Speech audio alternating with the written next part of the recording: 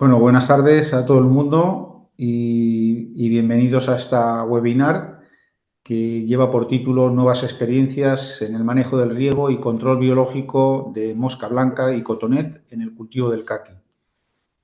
No sé, alguno de ustedes recordará que esta sesión llevamos la idea en su día de haberla hecho en forma de taller en nuestro centro de experiencias de Cajamar en Paiporta, pero justo fue al día siguiente de la Dana y bueno, pues evidentemente nos tocó anularla y pues hemos tenido la feliz idea de convertirlo en una webinar, porque ahora mismo pues ya con la hoja caída del caqui y no teniendo esa posibilidad de ver las cosas, pues decidimos eso, convertirla en una webinar y con ello también conseguimos, entiendo, la posibilidad de llegar a más gente. Tenemos 100 inscritos a esta sesión. Ahora mismo ya estamos cerca de 50 asistentes. Suele ocurrir que luego asiste la mitad de la gente que se inscribe, pero bueno, yo creo que es una asistencia muy interesante. Pues no sé, poner un poco en valor o en situación, ¿no? El que supone el cultivo del caqui en España y sobre todo, en este caso, en Valencia, porque el 80% del cultivo se desarrolla en la provincia de Valencia.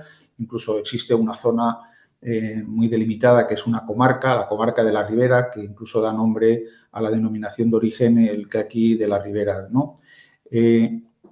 El crecimiento del cultivo, yo creo que todos somos conscientes, ¿no? Pues en los 20 últimos años pues hemos pasado de 2.600 a actualmente unas 17.000 hectáreas. Ha sido un crecimiento exponencial. Todos somos conscientes de que ese crecimiento no iba alineado con el crecimiento comercial, que como fruta no tropical, la gente a veces lo confunde, sino como fruta exótica, porque al mercado europeo el producto llega como eso, como una fruta exótica, pues ese crecimiento llevó a una producción de 500.000 de toneladas.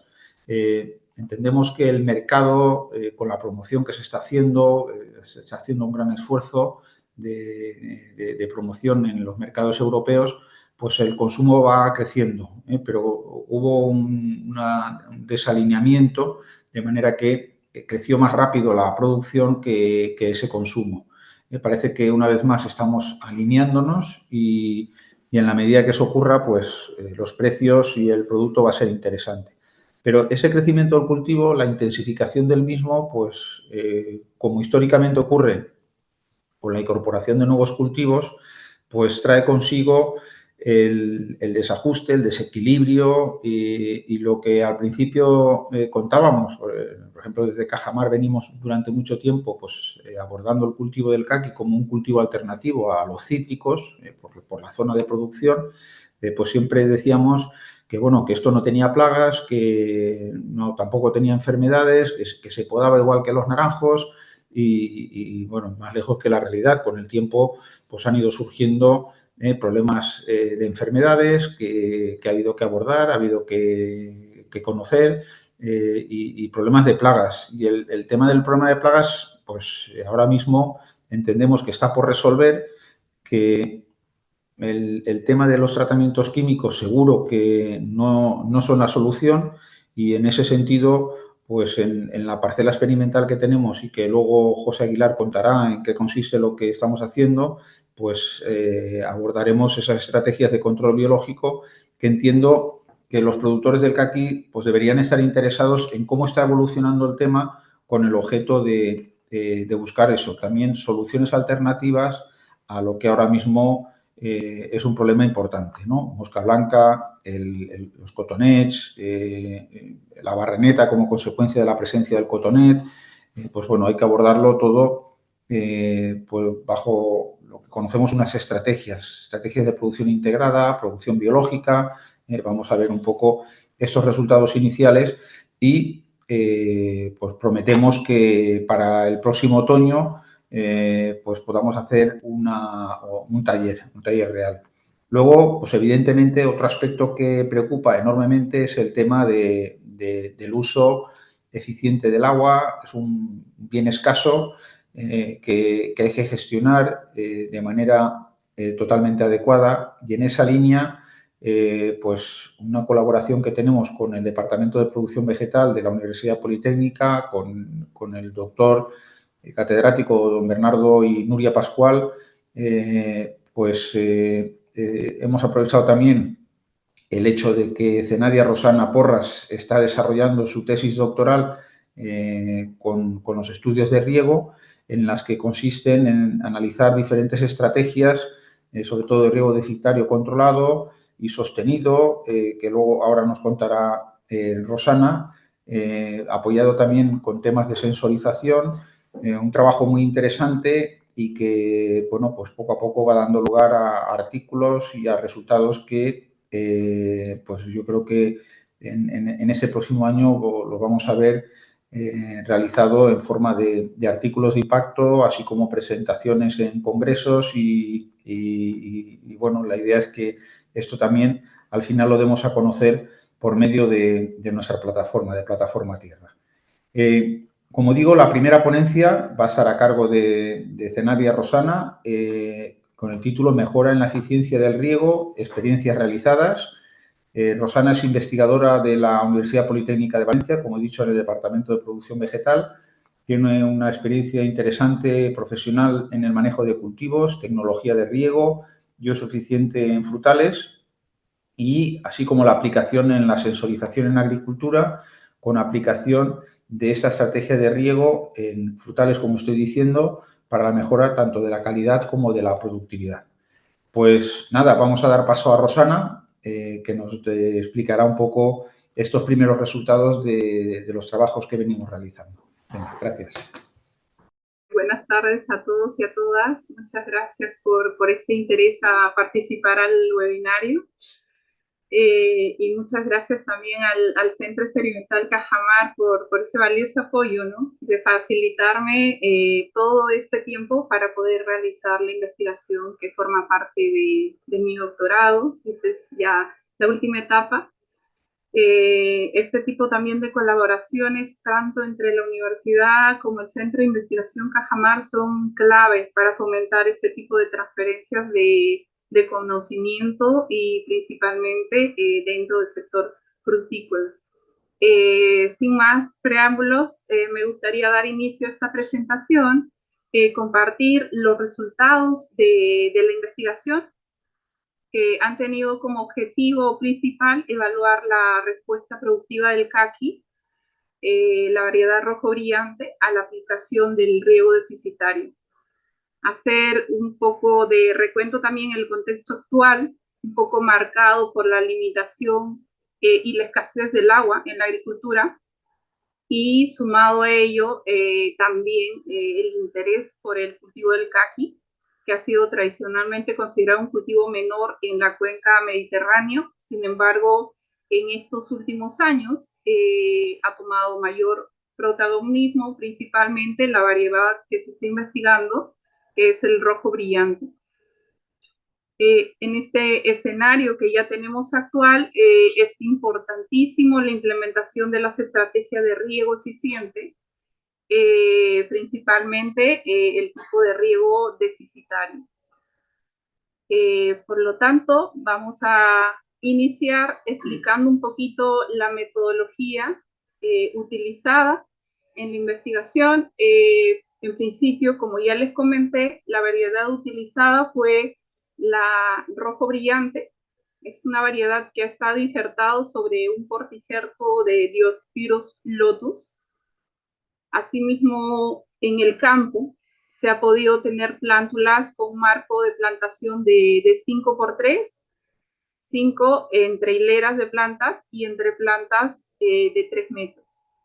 Los árboles también están sobre una meseta aproximadamente de 2 metros de ancho y 0.2 metros de altura, una pequeña meseta, lo cual, como vemos en el gráfico, está cubierta por una malla textil. Principalmente el riego localizado que se ha aplicado tiene goteros antidrenantes y compensados con un caudal de 4 litros por hora. Estos goteros están distanciados sobre 1 metro y sobre 2 laterales de riego, como podemos ver, ¿no? Al final, cada árbol está abastecido por 4 goteros. Asimismo, en la parte derecha podemos ver un poquito a qué área me refiero, planteado para la investigación. Ahí tenemos de forma coloreada.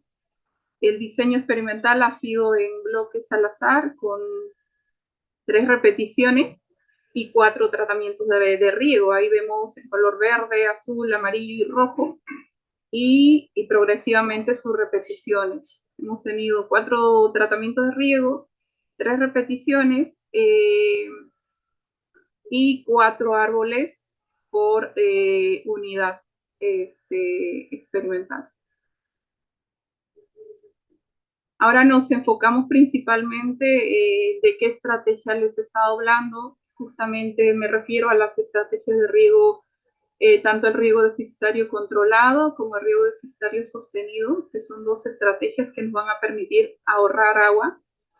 Y principalmente la pregunta que siempre nos hacemos: ¿cuándo aplico estas estrategias? ¿En qué momento? ¿En qué momento en que me permita poder al final no afectar en el rendimiento al cultivo, ¿no?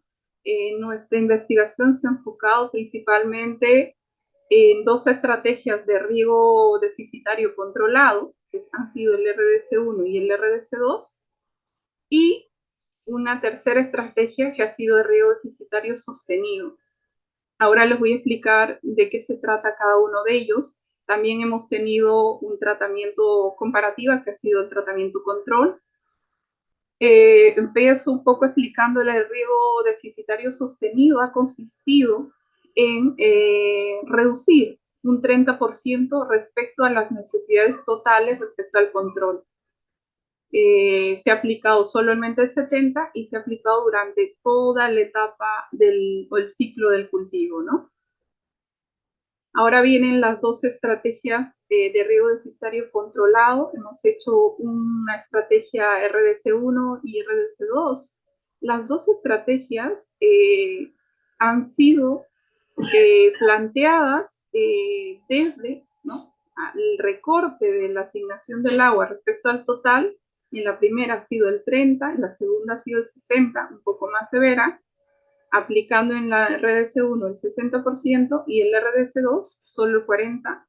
¿En qué momento hicimos estos recortes? Pues empezamos al inicio de la caída fisiológica de frutos. Y cuando terminamos, pues terminamos aproximadamente el 1 de julio, cuando el estado de los frutos ha estado en desarrollo de los frutos, ¿no? Cuando hablamos de desarrollo de frutos, estamos hablando aproximadamente frutos de 5 centímetros, ¿no?, si queremos entenderlo de manera más práctica. En el RDC1 y RDC2, pues son restricciones de agua puntuales durante esos estados fenológicos de la planta, y si queremos verlos también en fecha, ha sido desde el 1 de mayo hasta el 1 de julio. Principalmente queríamos destacar esta parte, que es la parte importante, justamente las estrategias de riego deficitario, tanto el sostenido, que ha ido todo el ciclo, y el controlado, que solamente se ha enfocado en reducir durante las etapas ya explicadas. Antes y después de esas etapas, los riegos han sido similar al riego del tratamiento control. Nuestro tratamiento control, que principalmente ha tenido las necesidades de riego al 100%.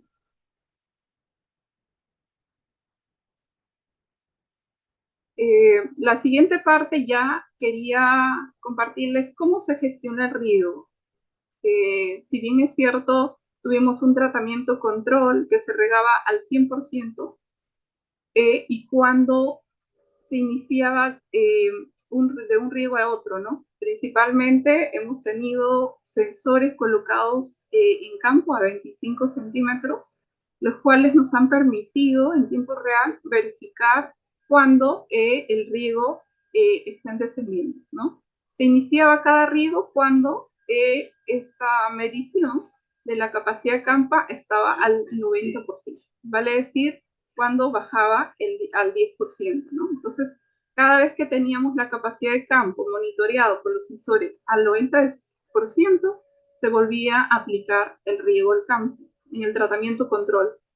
Y estas necesidades de cuánto regar fueron calculadas en función a las necesidades netas, utilizando el método de FAO-Penman, principalmente durante todo el ciclo de cultivo, ¿no? Y de manera proporcional, en función al 100% para los tratamientos tanto RDS1, RDS2 y el RDS, pues se hicieron lo proporcional, ¿no? En los RDS1 se han reducido en un tratamiento, solo se ha aplicado el 60% respecto al total, en el otro 40%, y en el riego deficitario sostenido se ha reducido el 30%, ¿no? O sea, solo ha tenido un aporte del 70% durante todo el ciclo. Acá estamos viendo un poquito es el sistema de sensoramiento que tenemos en campo, los cuales han sido incorporados, instalados dentro de los tratamientos, tanto el control al 100% y el tratamiento RDS. Los dos tratamientos nos han servido para poder monitorear la capacidad de campo y poder hacer los riegos en cada estrategia.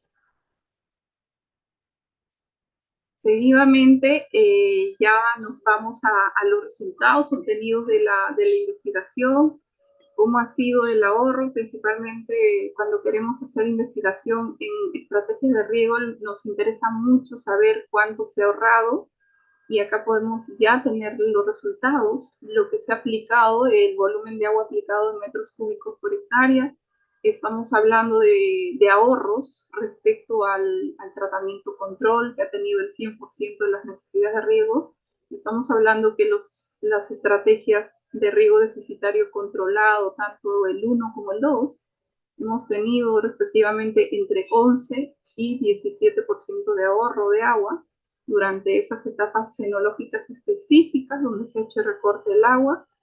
Asimismo, un 30% de ahorro para el tratamiento de riego deficitario sostenido, el cual ha tenido esta reducción de agua durante todo el ciclo del cultivo.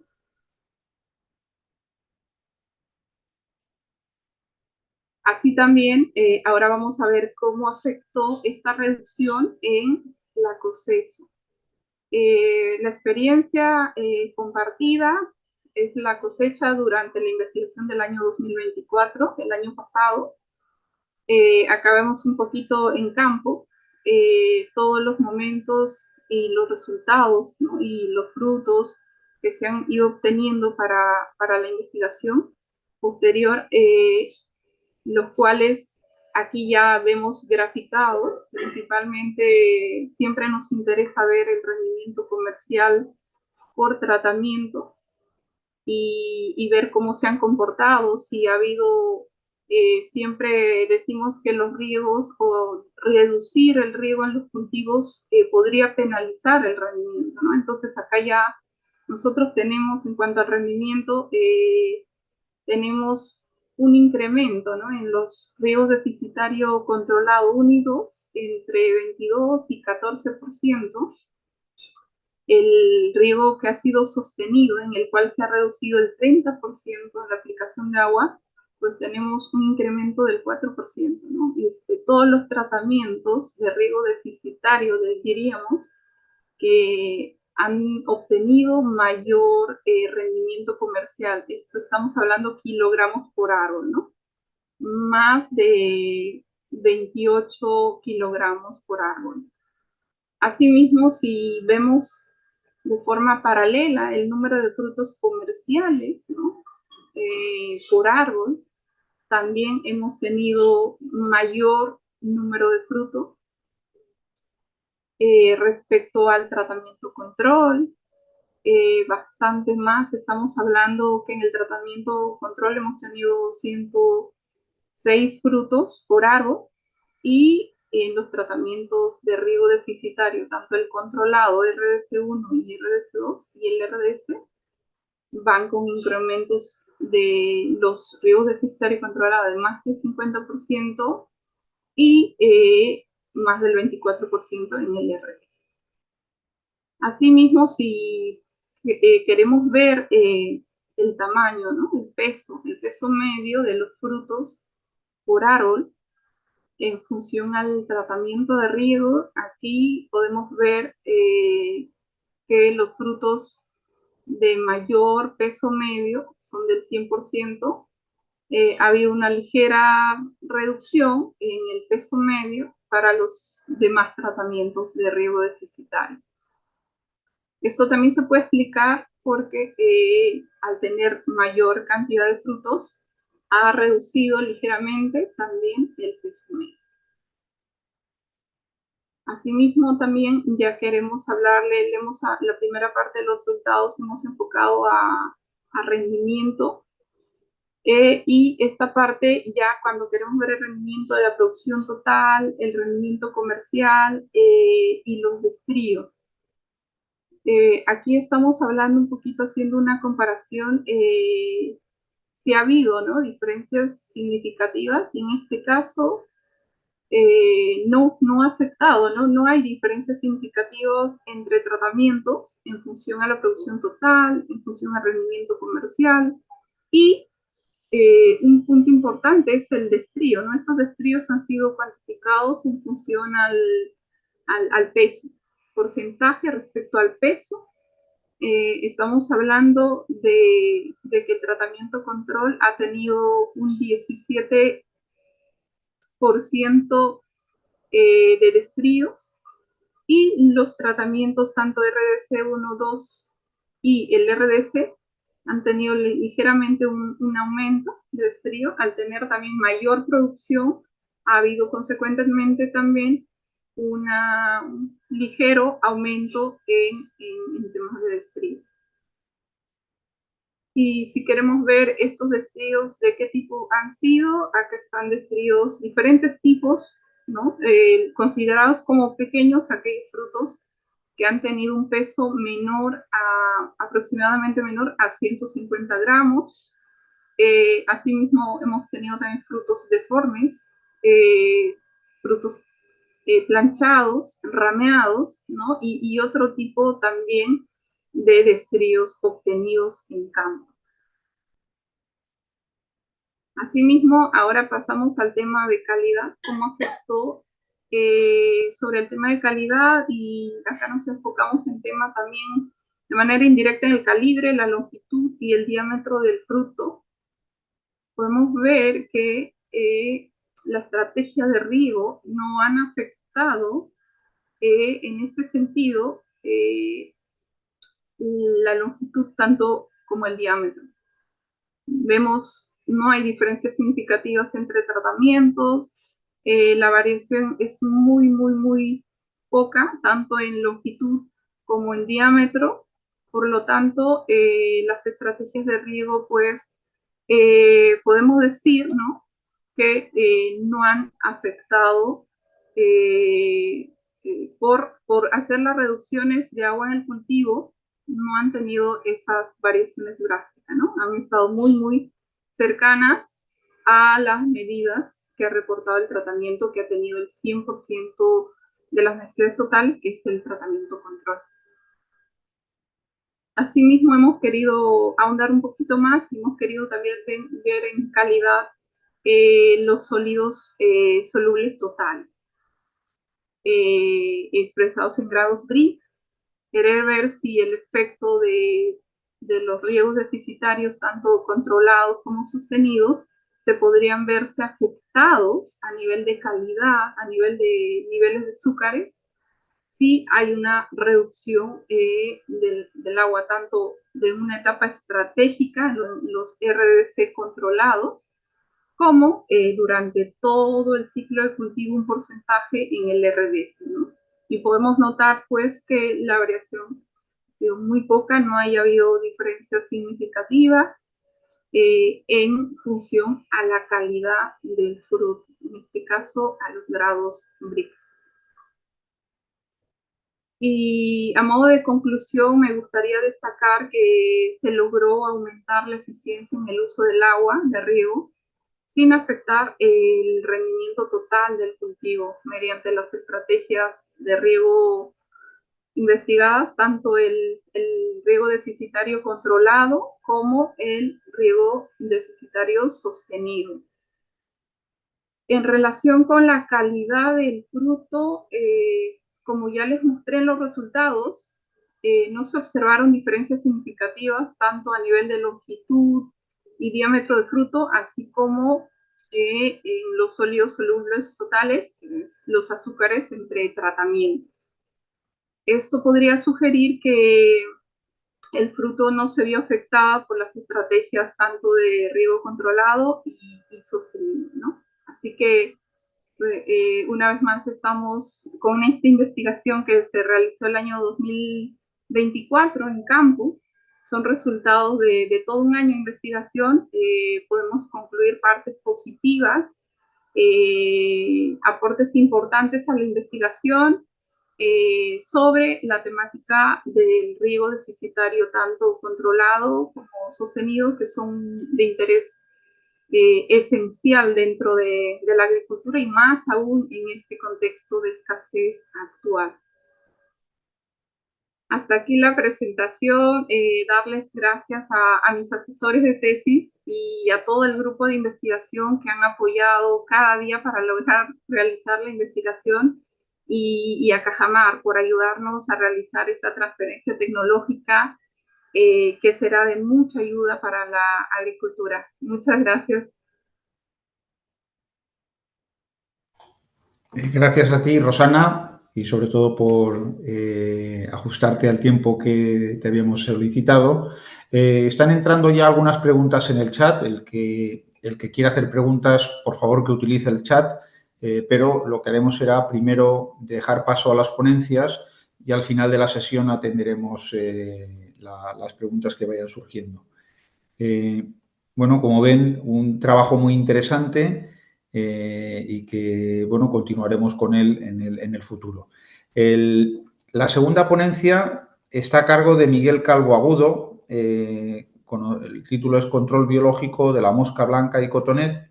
Miguel es ingeniero agrónomo por la Universidad Politécnica de Madrid, es máster en fitopatología y entomología y es doctor en agricultura y entomología por la Universidad de Desarrollo e Investigación de Wageningen.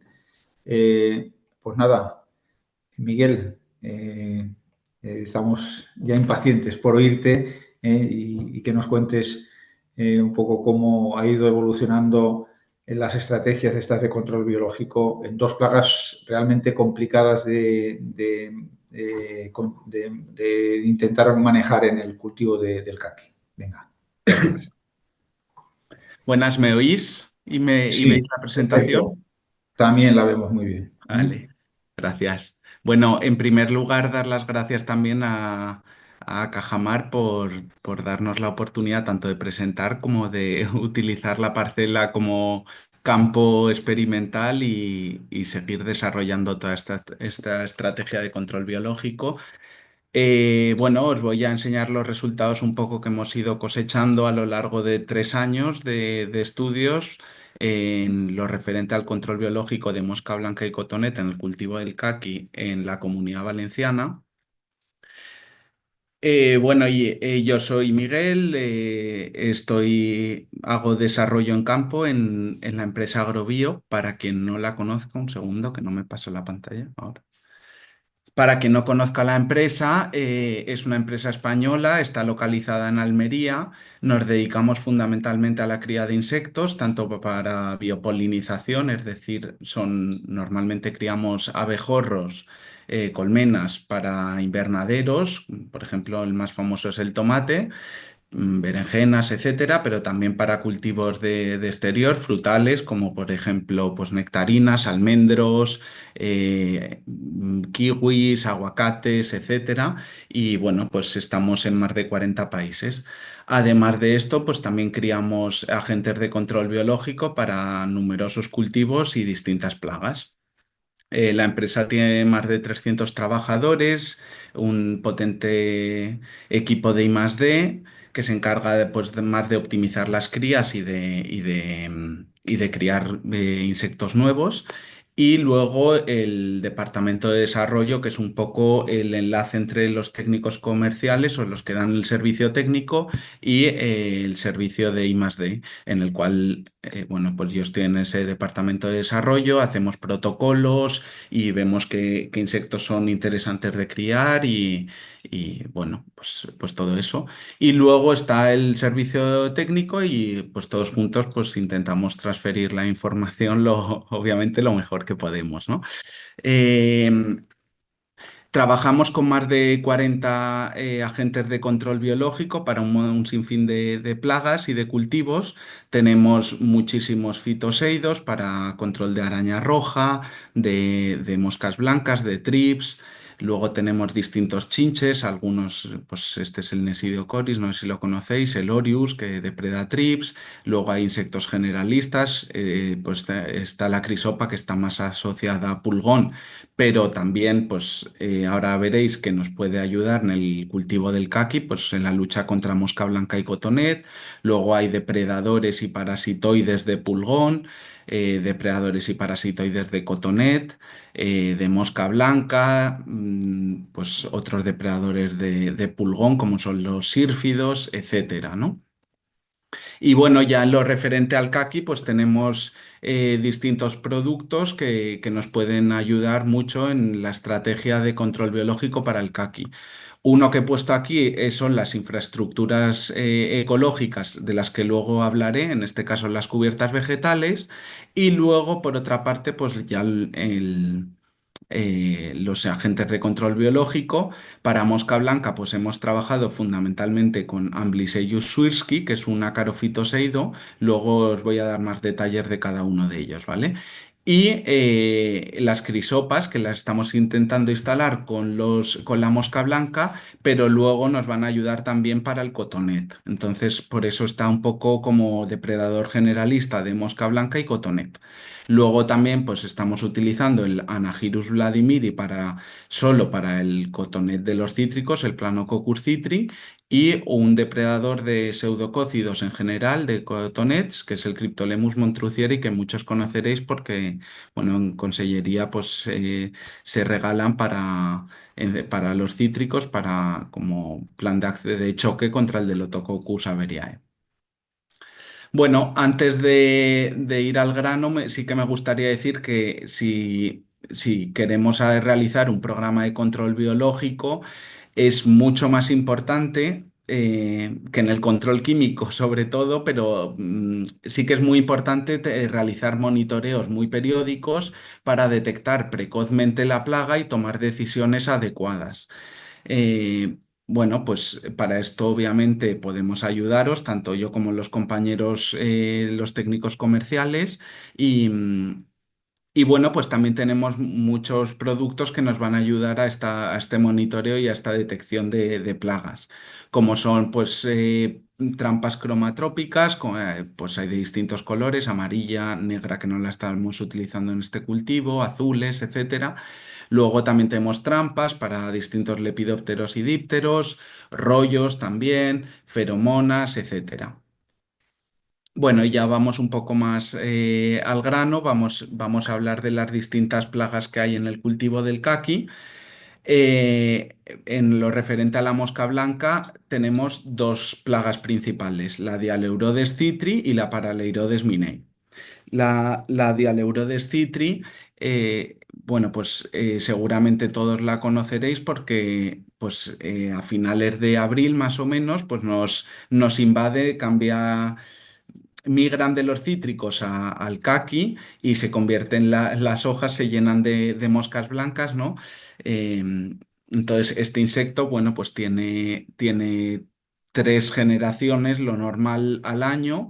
Entonces, estas moscas blancas van a ponernos huevos que podéis ver aquí y de ahí van a ir saliendo todas las ninfas, ¿no? Las larvas y las...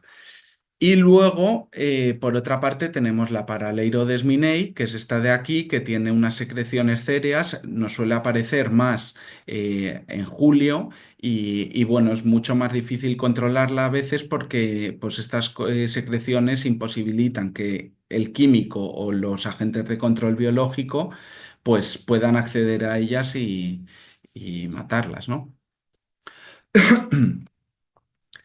Y luego, por otra parte, tenemos las distintas especies de cotonet, que también, bueno, pues es una gran preocupación.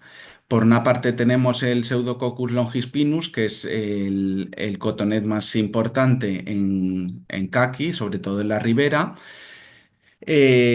Normalmente tiene 4 generaciones al año, pero bueno, depende de cuándo se cosecha el caqui y de las temperaturas de cada año y suele aparecer más o menos la primera o segunda semana de junio, más o menos. Todo esto digo siempre más o menos porque es muy variable dependiendo de cada año. Luego tenemos el Planococcus citri que a veces aparece y a veces no. Y suele aparecer más tarde que el Longispinus, suele aparecer más o menos en julio. ¿Vale? Y luego, dependiendo de la zona, pues también tendremos parcelas con Viburni o con Delotococcus averiae. Por ejemplo, el Delotococcus no está tanto en la ribera, está más pues en la zona de Segorbe o en Giria, etcétera, ¿vale? Yo en esta presentación me voy a enfocar sobre todo en Longispinus, que es el que más hemos tenido. Bueno, ¿y qué insectos podemos utilizar para todas estas plagas? Pues para la mosca blanca hemos utilizado el Amblyseus suisci. Esto es un ácaro fitoseido, los podéis ver aquí, que depredan moscas blancas y trips y normalmente lo que prefieren son huevos y ninfas de primer estadio. Aquí lo podéis ver depredando una N1, ¿vale? Eh, Estos insectos funcionan, pues necesitan algo de humedad, un 60% de humedad relativa y aguanta temperaturas de entre 11 y 37 grados, pero el óptimo es de 20 a 32. Y lo que estamos haciendo normalmente es poner de 2 a 6 sobres por árbol y campaña. Os tengo que decir que el Ambliseus suisci está funcionando muy bien para la Dialeurodes, pero para la Paraleirodes, debido a estas secreciones céreas que tiene, pues le cuesta bastante más acceder a los huevos. Y bueno, pues ¿cómo aplicamos el Swirsky? Lo aplicamos en sobres o también podemos aplicarlo mediante material suelto a mano, o sea, cogemos bien en saquitos y lo vamos poniendo en el árbol, o lo que recomendamos es con pistola o con drones. Los drones normalmente son para superficies ya bastante más grandes. El problema del caqui es que la parcela media es de media hectárea, entonces pues con estas no podemos meter un dron ahí, pero normalmente pues 15-20 hectáreas sí que ya empieza a ser rentable tanto para todos, vamos, sobre todo para la empresa de los drones y para el agricultor, ¿no? Porque estamos soltando dosis ya mucho más altas. Bueno, también tenemos el Anagyrus vladimiri, que antes se llamaba Anagyrus pseudococci, y este es un endoparasitoide que parasita solo a Planococcus citri. Parasita desde el segundo estadio del cotonet hasta las hembras grávidas, pero lo que normalmente prefiere es un tercer estadio. No sé si conocéis todos un parasitoide, pero es parecido a un parásito, ¿no? Por ejemplo, imaginaros una tenia. Pues una tenia que está en nuestro cuerpo, la diferencia es que no mata al huésped y el parasitoide sí. El parasitoide, el adulto es de vida libre, que son estas avispillas de aquí que van a ir parasitando distintos cotonet, van a poner el huevo se va a desarrollar dentro o fuera del individuo, del huésped, y se va a desarrollar el huevo y las larvas y va a volver a salir una avispilla, ¿no? Cuando pupe.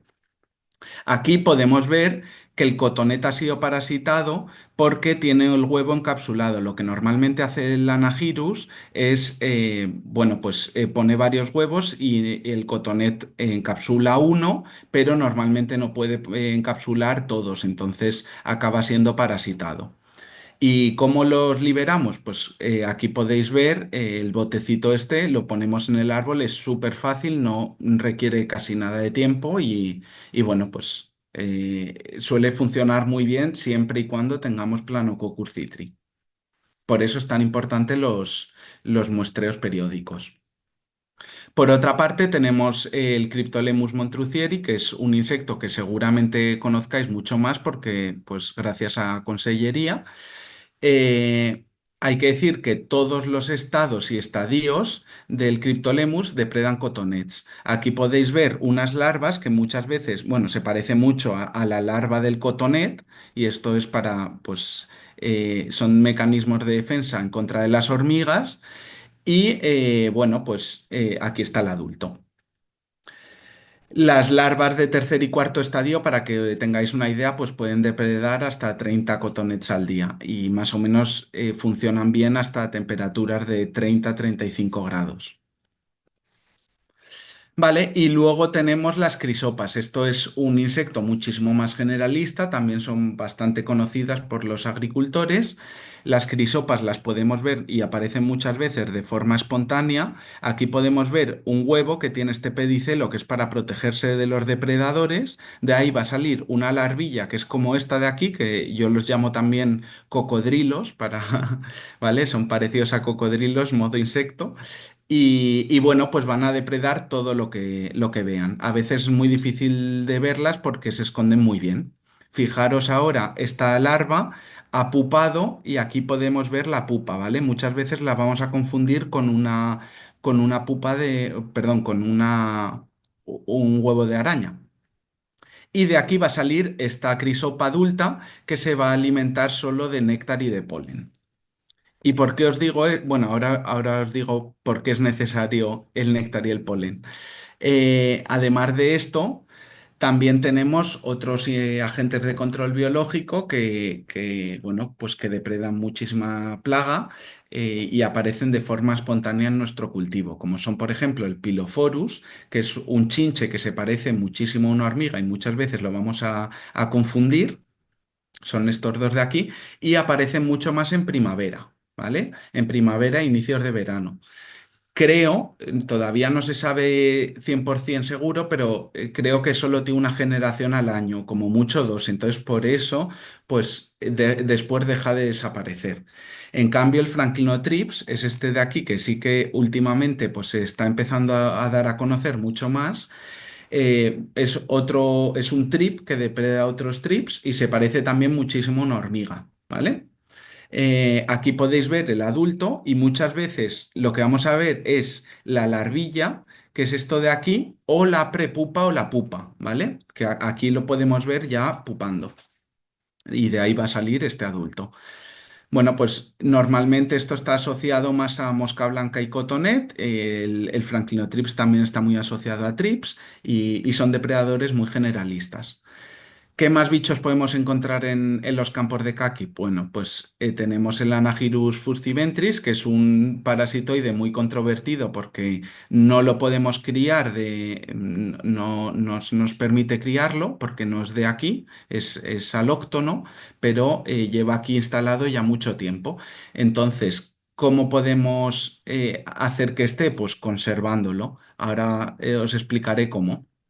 Pero os adelanto que es a través del control biológico por conservación. Y este parasitoide es súper eficaz para el control biológico del Longispinus, del cotonet, del caqui. Y luego tenemos la criptanusia, que es otro parasitoide más, que es un poco menos, bueno, no sé si es más eficaz o menos eficaz, creo que es un poco menos eficaz porque pues en los conteos de un compañero que estuvo haciendo, Ángel Plata, que estuvo haciendo el doctorado con estos parasitoides, pues vio que un 20% del parasitismo del Longispinus procedía de la criptanusia y bueno, hablo más o menos, a lo mejor un 15, un 20% y un 80% más o menos procedía del Anagyrus fustiventris. Y otro bichillo que es muy controvertido es el Celus renardi. Esta es una especie invasora que viene de América y bueno, pues normalmente depreda más insectos que se están moviendo, es decir, agentes de control biológico, pero también puede en determinados momentos pues comer plaga.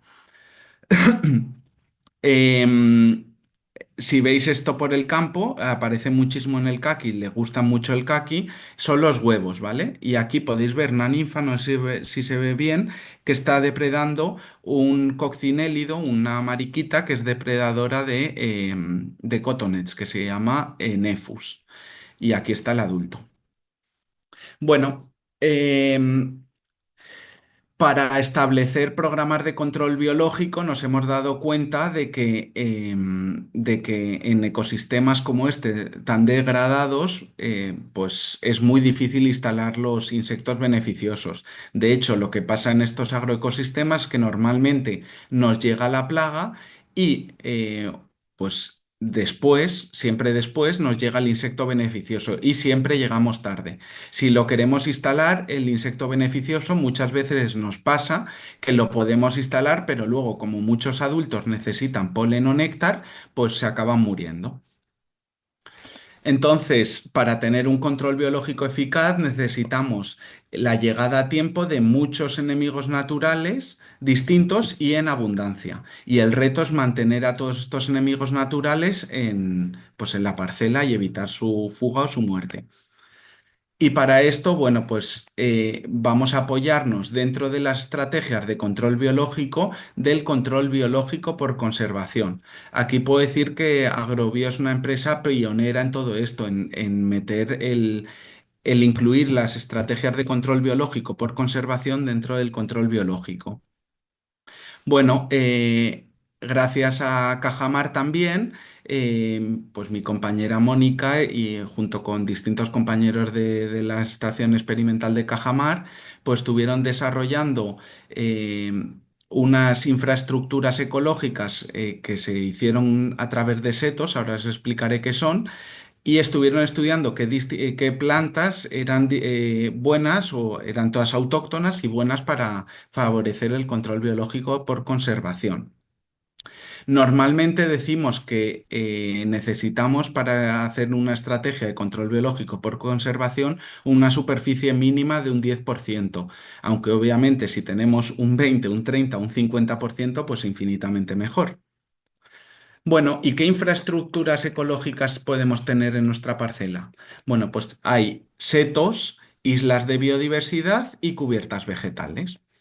Los setos son infraestructuras ecológicas permanentes compuestas por distintas especies de diferente tamaño y estructura.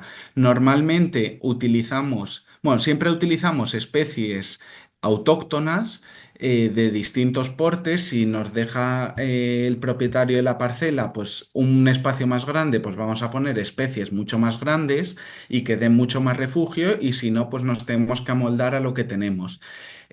Pues que normalmente es pues un trocito mucho más pequeño y hacemos setos de 1 metro, pero vamos haciendo todos estos setos pues a medida para que el agricultor no le molesten.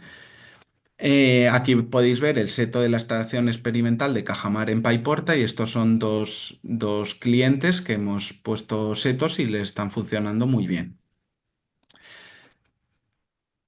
Os invito a ver el seto de la estación experimental de Paiporta porque lo cuidan y está siempre bonito y en flor. Bueno, también tenemos las islas de biodiversidad, en esto también somos pioneros. Esto es más o menos para haceros una idea, plantas parecidas o iguales a las de los setos, pero las vamos a poner en medio del cultivo. Vamos a permitir con esto conservar a los enemigos naturales que estamos liberando nosotros y aquellos que son residentes y que pues muchas veces están en los setos o en otras parcelas y los estamos invitando a colonizar nuestras parcelas. Esto nos va a garantizar un establecimiento preventivo y precoz de los auxiliares. ¿Cómo las hacemos? Pues mira, por ejemplo, ponemos de 18 a 27, 30 islas de biodiversidad por hectárea, con la única regla más o menos de que no haya una distancia mayor de 50 metros entre una isla y otra. Y por último, tenemos estas dos infraestructuras ecológicas que os he comentado anteriormente, intentamos que sean permanentes. En cambio, pues las infraestructuras ecológicas a modo de cubierta vegetal, pues dependen un poco más del año. Aquí podéis ver dos cubiertas establecidas nuestras. Utilizamos normalmente, bueno, siempre especies autóctonas rústicas que son muy resistentes a sequía, tienen carácter herbáceo y ciclo anual. Las estamos resembrando gracias a no segarlas. Y normalmente estamos buscando que no tengan mucho porte para que no las seguemos, ¿vale? Luego trae las características que buscamos floraciones encadenadas y que den polen, néctar o incluso otros insectos, otras presas o huéspedes no plaga para que nos sirva para incrementar las poblaciones de los agentes de control biológico. Un ejemplo clásico es la festuca que tiene un pulgón por ejemplo, muchas veces la malva o distintas plantas tienen pulgones específicos que no van a afectar al cultivo y menos al caqui. Entonces, bueno, pues ahí se nos van a desarrollar muchos depredadores y parasitoides generalistas que luego nos pueden atacar a los insectos plaga en nuestro cultivo. También hemos seleccionado a través de un proyecto que ahora os explicaré, pues plantas con sistemas radiculares poco competitivos con el cultivo. Y bueno, en años como estos dos que llevamos en Valencia, que han sido de mucha sequía, pues muchas veces cuesta establecer estas cubiertas vegetales. Esta de aquí no os voy a engañar, aquí ha habido un riego a manta, entonces por eso está así de bonita, pero esta de aquí sí que se sembró el año pasado y con 10 milímetros solo sí que consiguió germinar y a día de hoy está establecida. Bueno, todo esto lo hemos ido desarrollando en un proyecto de colaboración público-privada en el que estaba, bueno, mi empresa, Agrobio, y luego el IBIA, la Universidad Politécnica de Valencia y Semillas Silvestres, que son los que nos dan toda esta semilla para las cubiertas vegetales. Aquí podemos ver los setos, las islas de biodiversidad que estarían dentro del cultivo y las cubiertas vegetales. Bueno, os voy a enseñar ahora algunos de los resultados que hemos tenido en el proyecto Sabio Control. No quiero que os fijéis en esta gráfica, pero como va a estar colgada, pues la podéis ver con más calma. Pero es que da un poco de angustia y quiero enseñarosla con gráficas de verdad, no con una tabla. Pero lo que os quería enseñar en esta página es que hemos trabajado bueno, en el proyecto Sabio Control hay 4 parcelas, pero aquí solo he incluido 2 parcelas porque otras parcelas pues, son de primer año o han utilizado algún producto por la cual lo hemos descartado, ¿vale? Bueno, ¿y qué hemos estado, cuáles son los resultados de estas 2 parcelas? Pues si os fijáis, las líneas azules son el control biológico y las líneas rojas son el control químico. Es decir, había una parcela entera de control biológico y otra de control químico y lo mismo aquí. Entonces, en esta de aquí, pues se muestra el porcentaje de frutos con cotonet. Como podéis ver, este año ha sido un poco más, bueno, ha sido bastante más mortífero en relación al cotonet, ha habido muchísima presencia, pero sí que hemos ido afinando la estrategia y hemos conseguido bajar las poblaciones de cotonet significativamente. Lo mismo pasa con los fitoseidos. Este año, como ha habido mucha sequía, no había humedad y nos costaba muchísimo instalar todos esos fitoseidos. No obstante, aquí podéis ver que la cantidad, el porcentaje de hojas con fitoseidos ha sido muchísimo mayor en el tratamiento biológico que en el químico.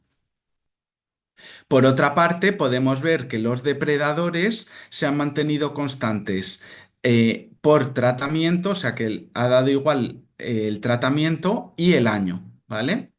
Yo esto se lo achaco sobre todo porque a mí sí que me parecen muy eficaces los depredadores, pero uno, cuesta muchísimo más de ver un depredador que un parasitoide porque el parasitoide vemos directamente la pupa o el barrilete, mientras que los depredadores se esconden muy bien y cuesta mucho verlos. Pero además se lo achaco a que tiene mucha movilidad y muchas veces se nos está mudando de un campo, del campo de control biológico al campo del control químico. Me he encontrado muchísimas veces Cryptolemus en el campo de control químico cuando era imposible, porque normalmente un Cryptolemus no te aparece de forma espontánea en el campo de control, en un campo químico, tratado químicamente. Y además también hemos visto en este proyecto que el porcentaje de parasitismo ha aumentado. Esto seguramente se deba a este aumento del cotonet, pero también hemos visto que había muchísimo más parasitismo en el control biológico que en el control químico. Bueno, aquí podéis ver una de estas dos parcelas que son muy parecidas y nos ha ido bastante bien en ambas. Podemos ver eh, las dos campañas, ¿vale? Aquí podéis ver el control biológico y sí que tuvimos más cotonete en este primer año y estuvimos afinando mucho más la estrategia y en el segundo año hemos mejorado muchísimo. Por, eh, de- por regla general, lo que hemos hecho es he sacado una media anual porque un año hubo 6 tratamientos y el otro 4 en el químico. Hemos hecho 5 tratamientos anuales en la parcela de control químico y en la parcela de control biológico hemos hecho 2 tratamientos solo en este año, ¿vale? Uno de espirotetramato que se dio a finales de julio y el del aceite. Además, hicimos sueltas de control biológico en la parcela de control biológico. Hemos soltado Anagirus vladimiri porque vi en un momento que había Planococcus citri y lo controlamos muy bien. Y luego hemos soltado Cryptolemus y Crisopas. Aquí además podéis ver el porcentaje de frutos con cotonet parasitado y como podéis ver, bueno, pues también seguramente el parasitismo se nos ha pasado del campo biológico al químico. Después aquí se empezó a tratar con karate, con el andacialotrin y entonces pues bajó el parasitismo, mientras que en esta de aquí pues se quedó más constante y yo creo que eso ayudó muchísimo a no a acabar el año con muy poco cotonet, a pesar de que aquí veáis bastante cotonet, en realidad solo había... O sea, no hubo de estrío, ¿vale? Sí que lo tengo que decir que yo aquí cuento si hay 1 o 20 es presencia, ¿vale? Pero de verdad que no hubo destrío. Bueno, y también os voy a enseñar un poco los datos de la parcela de Cajamar, donde hemos estado trabajando en los 2 últimos años. Esta parcela, pues ya os he explicado Rosana, que son 5 años, ¿no? Desde 2019. Las cubiertas se sembraron el primer año. Tenemos un seto que se plantó hace 2 años y luego las islas de biodiversidad que podéis ver aquí. Además, bueno, pues llevan haciendo un control de feromona, o sea, de criptobables para a través de confusión sexual. Bueno, pues aquí para la mosca blanca os he puesto una gráfica poblacional, que es lo que hemos estado haciendo y midiendo de Dialeurodes citri, que es estos tres colores de aquí, y luego la Paraleirodes, que es esto de aquí, ¿vale? Entonces, ¿qué hicimos? Bueno, pues en la primera, como había muchísima mosca blanca al inicio, se trató con aceite a finales de abril. Después, junto a la aplicación del hongo. Después aplicamos el Swirsky y un cajetín de crisopas en pupa con el objetivo de que ellas salgan y facilitar la mano de obra. Después se volvió a tratar para el hongo aquí y volvimos a poner los sobrecillos de Swirsky y la crisopa. Y después volvimos a soltar las crisopas. El objetivo era instalar estas crisopas aquí con la mosca blanca para que luego nos ayudasen con el control del cotonet. Por otra parte, os puedo decir que la dialeurodes con todo esto sí que la controlamos estupendamente, pero después nos vino a mediados de julio, más o menos, la primera semana de julio, nos llegó la paraleirodes minei. Y contra esta, aquí tendríamos que haber tratado con aceite, pero fuimos bastante conservadores y intentamos y nos llegó el problema más tarde, entonces, bueno, pues tuvimos que hacer 3 tratamientos de aceite para controlarla. Y sí que casi no la conseguimos controlar. Entonces yo sí que recomendaría que cuando la veáis, pues se trate con un aceite o algún producto bastante respetuoso. Bueno, en lo referente al cotonete en esta parcela, pues podéis ver que ha ido en aumento, pero siempre pues en un 10% de frutos colonizados por el cotonet. ¿Vale? Todo el cotonet que había aquí era Longispinus. Entonces, no hemos utilizado Anagyrus vladimiri y solo hicimos sueltas de crisopas. ¿Por qué? Porque el Cryptolemus, como os he dicho antes, necesita muchísima más incidencia de cotonet. Entonces, sabía que no se nos iba a instalar y nos iba a costar más toda la estrategia. Entonces, por eso apostamos en este caso por las crisopas. Os tengo que decir y lo podéis confirmar con los técnicos con José Mariano, con Alfonso o con Carlos, que no hubo destrío a pesar de que hubo un pelín de presencia de cotonet.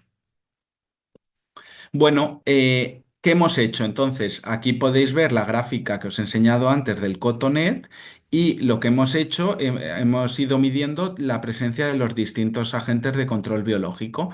Aquí hicimos 2 sueltas de la crisopa y estas las soltamos en larva para el cotonet. Acordaros de que más o menos en abril y mayo, estuvimos soltando las crisopas en pupa para la mosca blanca. Aquí soltamos dos veces crisopas en larva con el objetivo de que fuesen a comerse todo el cotonet que había.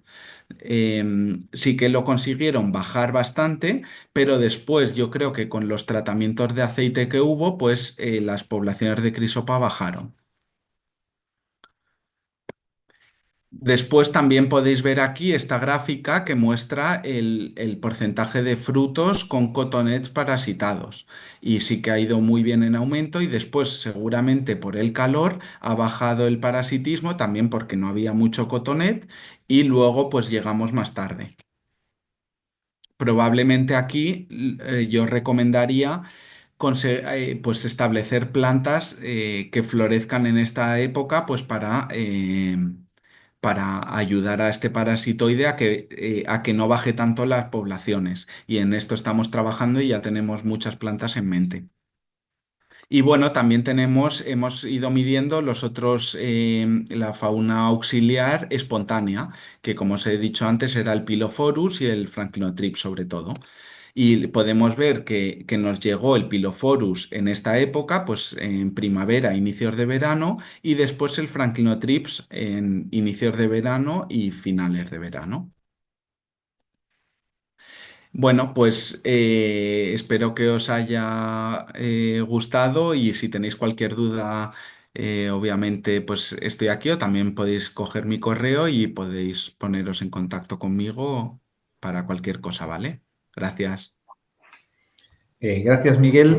En el chat pues están animando a hacer preguntas a la gente. Como he dicho, las resolveremos al final.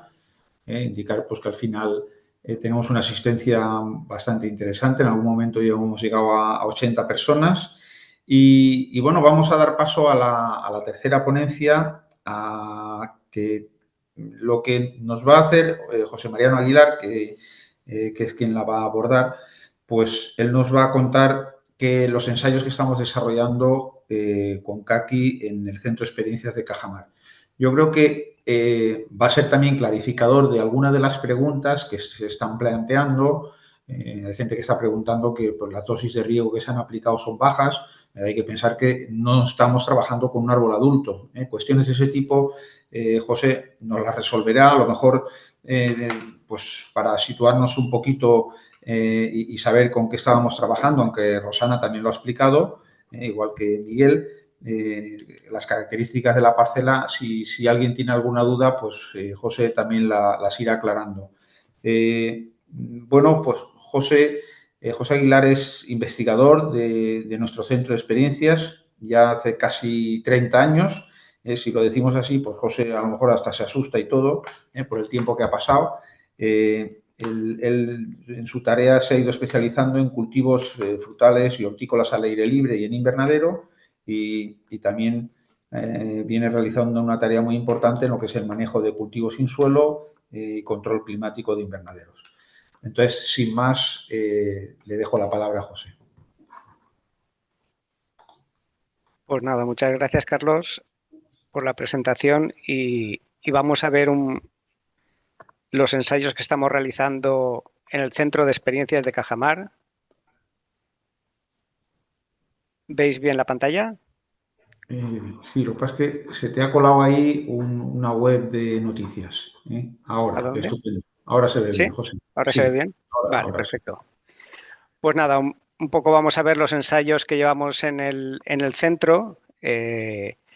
Esto pues se inició con unos proyectos de Icacobal y Caquiarrels junto con Elivia y Anecop. Y esta es la parcela experimental que consta de una media hectárea aproximadamente. Y en ella tenemos los distintos ensayos que han ido comentando tanto Miguel como Rosana. Las actividades que tenemos, pues por un lado es la monitorización de las necesidades hídricas, que es el ensayo que nos ha explicado Rosana, con 4 manejos de riego. Los ensayos que ha explicado ella, pues es de rojo brillante sobre Diospyros lotus, pero tenemos también en la parcela rojo brillante sobre Diospyros virginiana, preparado también para efectuar las mismas restricciones de riego u otras diferentes que podamos asignarle. Por otro lado, pues saben que todo el caqui prácticamente que se hace hoy en día es rojo brillante, es una variedad astringente, pero en el mercado pues también hay miles de variedades, muchas de ellas no astringentes y que a lo mejor pudieran ser interesante de introducir. Son variedades pues que estamos evaluando en el centro, provienen del banco de germoplasma de Libia que nos cedieron en su día para iniciar estos proyectos. Y entre ellas pues tenemos la variedad Fuyu, Tokyo Goso, Sosu y Shinsu. Estas 4 variedades lo que hemos hecho, normalmente por bibliografía se dice que las variedades no astringentes hay que injertarlas sobre Diospyros virginiana, porque el Diospyros lotus pues, no es compatible con las variedades no astringentes, la mayoría de ellas, y hemos querido comprobar si eran o no compatibles y ver cómo se comportaban. Por ello, las injertamos todas ellas sobre Diospyros lotus, sobre Diospyros virginiana y también sobre patrón franco de Diospyros kaki.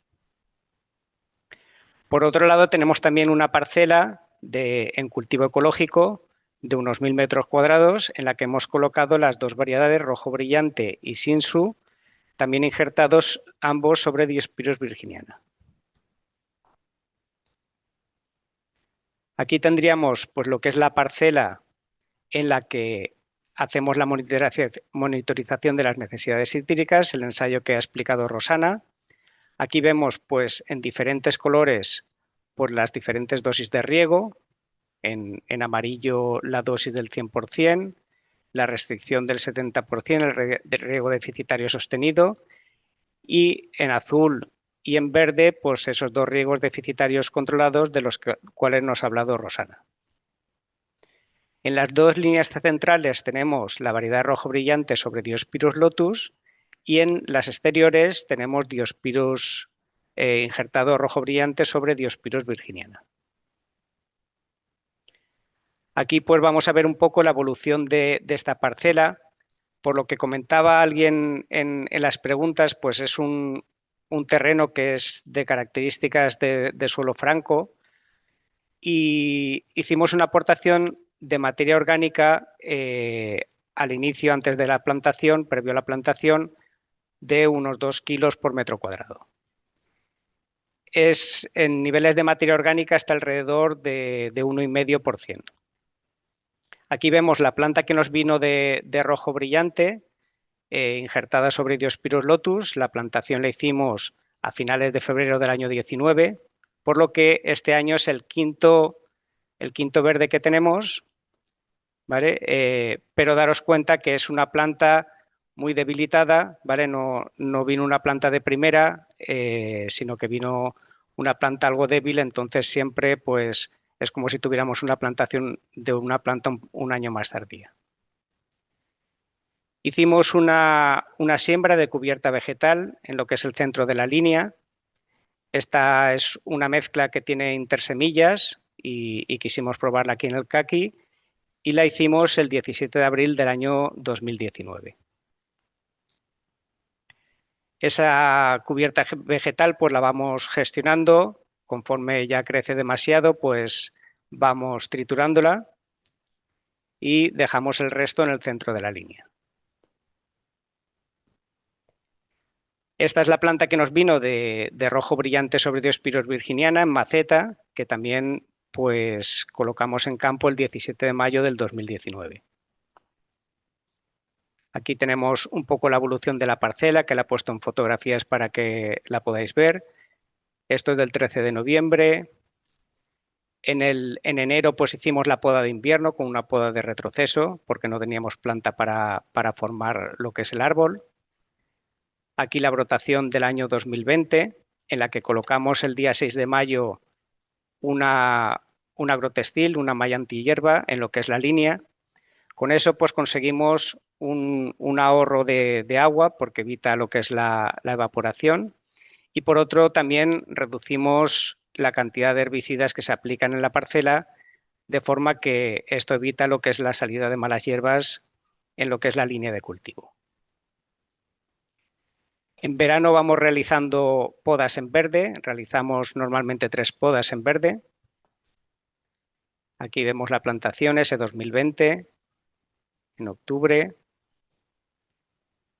Tras la poda, el año 2021, y aquí vemos ya la brotación de ese año, cómo fue evolucionando la planta a finales del 2021. Y ya en el 2022, pues iniciamos lo que fueron los ensayos de riego. Para ello colocamos, junto con la empresa ICOS, pues unos sensores de riego que constan de tensiómetros y sondas de humedad de suelo, que nos miden también conductividad eléctrica, temperatura y la humedad del suelo.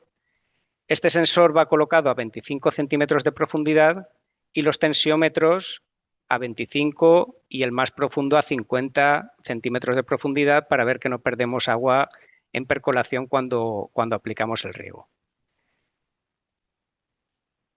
Ellos tienen su propia plataforma en la que podemos ver pues, la tensión del sensor superficial aquí en verde.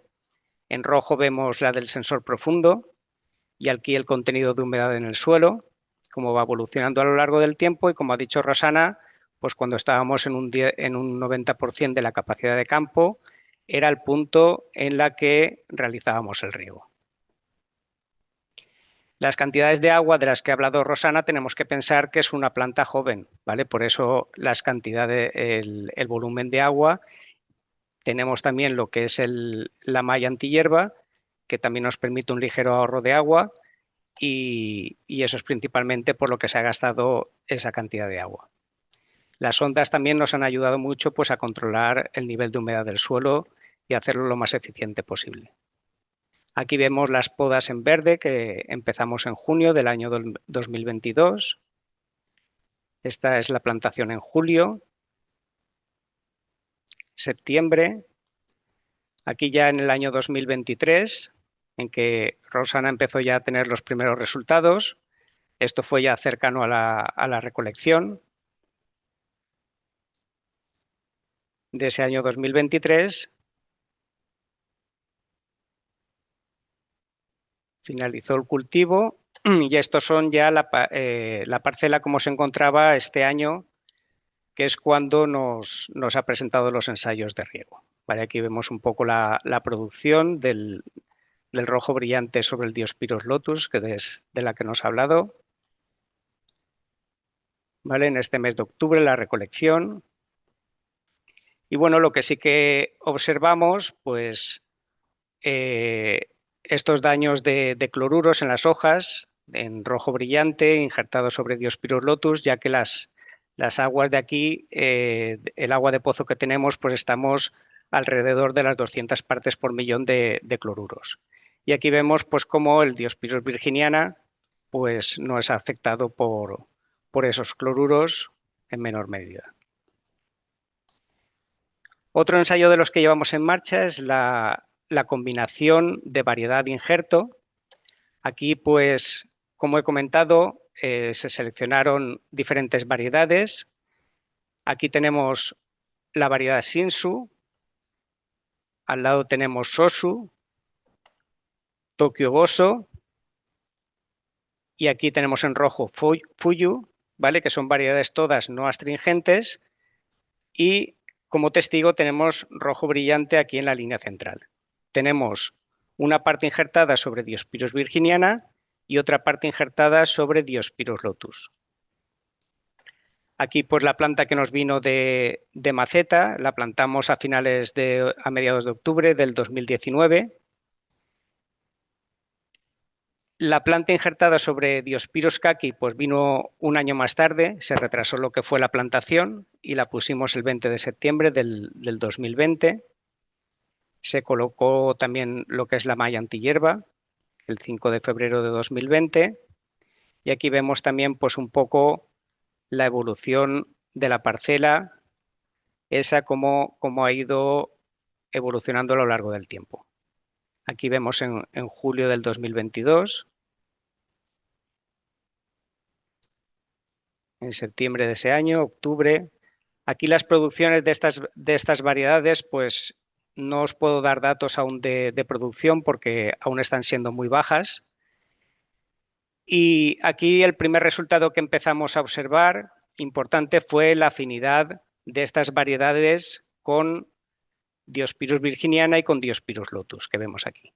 Cuando veis el circulito en amarillo es porque esas plantas se murieron, ¿vale? Entonces vemos cómo la variedad Fuyu es totalmente incompatible con Diospyros lotus.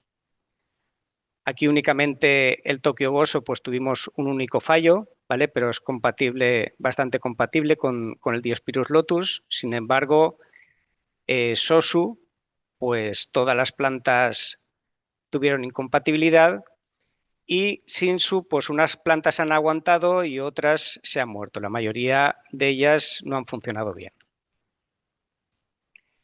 Aquí podemos ver el Fuyu sobre virginiana, cómo tiene una buena compatibilidad. Sin embargo, sobre Lotus, pues vemos que aquí la compatibilidad no es buena. Rojo brillante, pues presenta buena compatibilidad sobre los dos patrones. Tokyo Goso sobre virginiana y sobre Lotus también presenta bastante buena compatibilidad. Sosu sobre virginiana vemos aquí que es compatible, sin embargo, sobre Lotus pues no es compatible. Y Shinsu, pues lo que os he comentado, sobre virginiana sí, pero sobre Lotus unas plantas sí y otras no funciona bien. Sobre Kaki, pues todas las plantas se han comportado bien, tanto el rojo brillante, Tokyo Goso, el Fuyu, el Shinsu, presentan buena compatibilidad, lo que la planta en muchas ocasiones no ha desarrollado demasiado bien. Aquí vemos también Sosu. Aquí podéis ver un poco una muestra de frutos. Aquí vemos Sosu, que es una variedad bastante temprana. Esto es a fecha de 7 de septiembre. Es aplanada. Datos productivos, pues como digo, son muy bajos hasta el momento. Esta es Shinsu, que es otra variedad también que a fecha 7 de septiembre, que es la que hemos visto Sosu, esta es un poquito más tardía. Esta se recolectó hacia finales de septiembre, sobre el 20 y tantos de septiembre. Aquí tenemos Fuyu, que es una variedad más tardía, y Tokyo Goso. Y aquí tendríamos pues rojo brillante, ¿vale? Que por tamaño y características, pues digamos que presenta muy buen aspecto. Por otra parte, tenemos también un ensayo en cultivo ecológico. Tenemos 3 líneas, como comentaba antes, de rojo brillante injertadas sobre Diospyros virginiana y 2 tiras de Shinsu sobre Diospyros virginiana también. Aquí vemos un poco la parcela de cultivo ecológico. Esto es en mayo del 22. Aquí las cubiertas vegetales en lo que son las calles, ¿vale? En septiembre del 23. Y esto es en octubre de este año, pues que ya empezamos a tener un poco de producción, sobre todo en la variedad Shinsu. Y otros ensayos, pues que estamos trabajando con ellos, con la empresa SEDEC, estamos haciendo también, buscando la confusión sexual con la barreneta, que también es una plaga importante, con el CryptoTec, y utilizamos como monitoreo CryptoLab, ¿vale? Aquí tenemos lo que es la feromona de la confusión sexual. Aquí vamos haciendo seguimiento de las capturas, tanto en parcela en la que vemos donde tenemos instaurada la confusión sexual, que es la que veríamos aquí abajo, ¿vale? Estos son de diferentes años, del año 22, los conteos del 2023 y 2024. Veis aquí unas líneas aquí abajo, que aquí tendríamos las parcelas que están con confusión sexual, las capturas, que son prácticamente 0. Y aquí vemos los picos en una parcela colindante que tenemos en la que no hay confusión sexual para seguir las curvas de vuelo del CryptoBubbles. Con Agrobio, pues ya os ha comentado Miguel lo que estamos haciendo, ¿vale? Y también es ensayo de colaboración. Aquí pues las islas de biodiversidad que instauramos en lo que es la parcela, ¿vale? 2 tipos de isla de biodiversidad que colocamos en mayo del 2022. Aquí veis pues cómo fue desarrollando en esa parcela. La hemos colocado dentro de lo que es la línea, ¿vale? Y aquí veis un poco la evolución de esas islas. Y también pues la parte de setos perimetrales, pues las distintas especies que se han ido gastando. Y eso es el seto hoy en día, pues como se encuentra actualmente. Bueno, comentaros también, aprovechando la jornada de hoy, por si estáis interesados, el próximo miércoles 22 de enero, pues hacemos una jornada presencial aquí en el centro de poda de invierno de caqui. Vendrá Alejandro Matáis a impartir lo que es la charla y después haremos una demostración de poda en campo. Y bueno, será aquí en el Centro de Experiencias de Cajamar y podéis apuntaros a través de la plataforma Tierra, ¿vale? Igual que os habéis apuntado a esta jornada. Y nada, muchas gracias.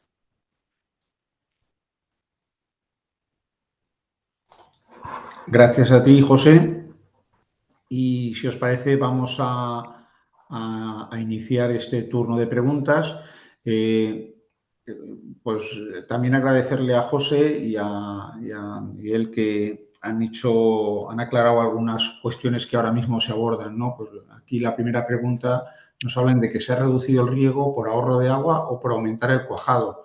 Y luego hay que tener en cuenta que con la malla antihierba hay menos evaporación y se necesita menos agua. Evidentemente, nosotros eso lo tenemos contabilizado en otros cultivos, incluso en cultivos frutales, y aproximadamente el ahorro de agua viene a ser de un 20%.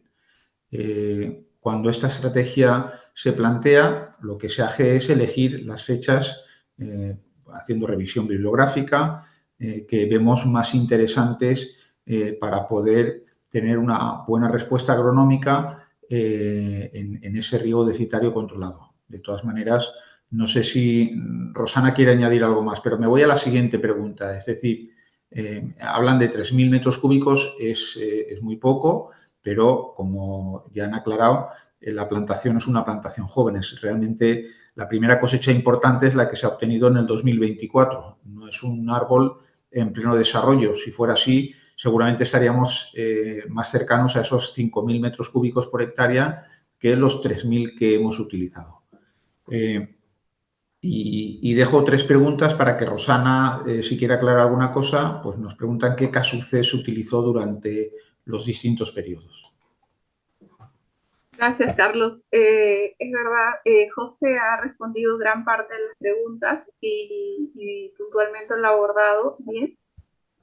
También recalcar que ese ahorro está considerando respecto al tratamiento control. Recordemos que también el tratamiento control está con la cubierta de la malla y considerando un escenario que todos los tratamientos están con la cubierta, hay un ahorro considerable, ¿no?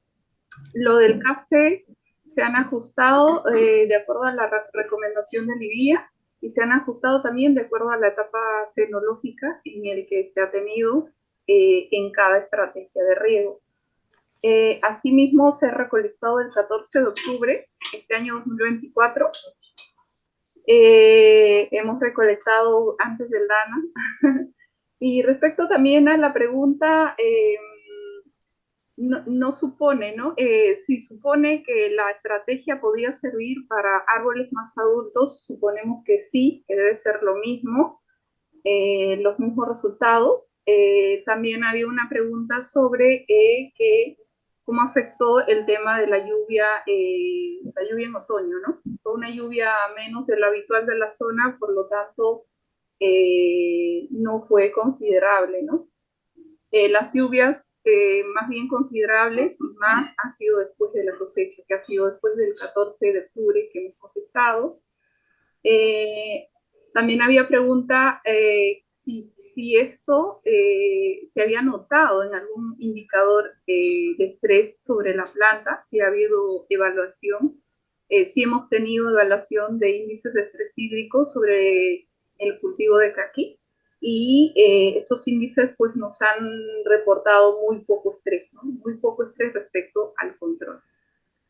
Eso, principalmente para complementar las preguntas que ya nos habían hecho. Muy bien. Bueno, gracias, Rosana. Me has quitado el trabajo porque te has hecho las preguntas y las respuestas, o las has leído tú, que para eso está el chat, no nos preocupemos. Vamos, como ha dicho Rosana, algunas cosas José las ha ido contestando y es el nivel de materia orgánica, pues ya nos lo ha dicho, un 1,5%. Se había aplicado una enmienda orgánica antes de la plantación, pero esos niveles son de las últimas analíticas que hemos realizado. La recolección, Rosana también la ha aclarado, fue durante el mes de octubre, justo un poco antes de la DANA. Vamos a, si no nos hemos dejado nada, luego suelen surgir más preguntas. Os invito a que continuéis utilizando el chat para ir planteando las mismas.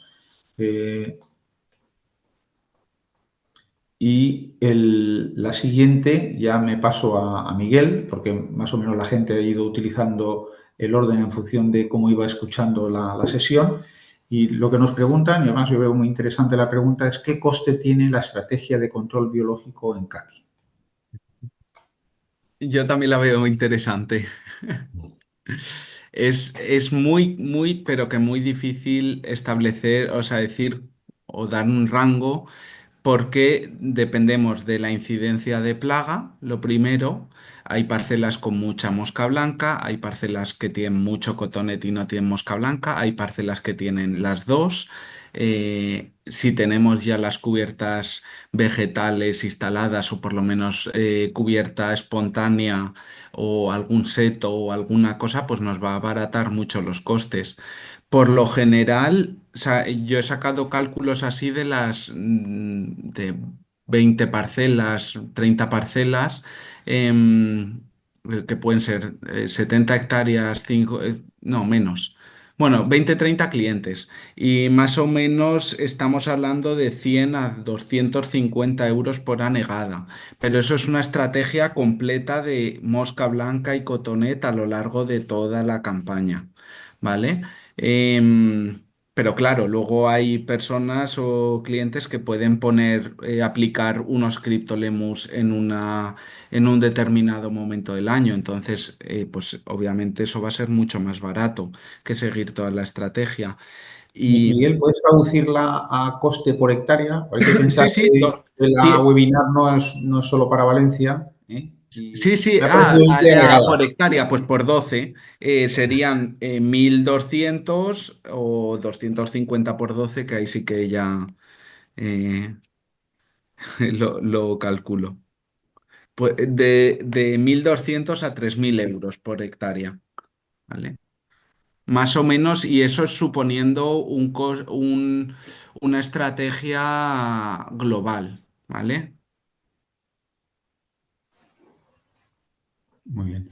Y en Pregunta- parcelas generalmente con bastante cotonet, o sea que donde me he metido es en mucho cotonet. nos indican cuándo sería el momento de introducir los diferentes insectos y cuáles son los umbrales. Me imagino que serán insectos y ácaros en este caso, ¿eh? Sí, normalmente intentamos introducir los insectos en primavera y escalar las poblaciones en primavera. Esto es muy importante, o muy principios de verano. Intentar establecer insectos ya pasado pues, cerca del 15 de julio o algo así, empieza a ser complicado. Este año encima tenemos el TRIP, entonces con el TRIP seguramente se hagan tratamientos en primavera. Lo que deberíamos intentar es, después de esos tratamientos, empezar a soltar bichos pronto, ¿vale? Y irnos lo antes posible.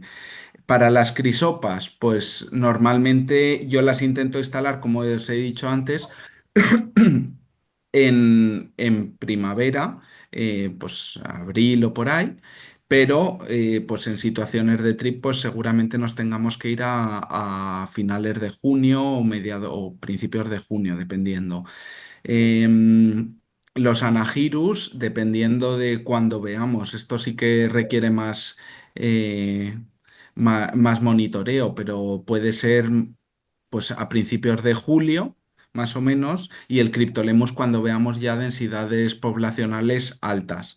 Yo diría más o menos también principios de julio, y también podemos hacer una segunda suelta en agosto y en septiembre, porque este sí que es un insecto que necesita más plaga y se nos da bien en agosto, ¿vale?